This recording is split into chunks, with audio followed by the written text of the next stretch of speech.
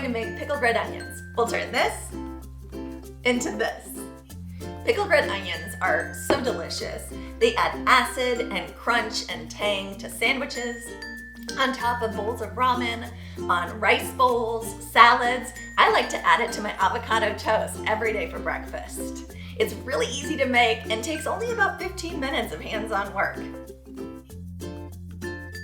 Start by putting water into a pot. Bring it to a medium heat and add salt and sugar. Stir until it dissolves. Once it dissolves, you can turn off the heat and add white vinegar. Now it's time to slice the onion. Cut off the ends, cut the onion in half down the middle, peel it, and then slice in very thin half moons. Once the brine has cooled a little, put the sliced onions into a clean glass jar. Then, cover it in brine. Let it come to room temperature.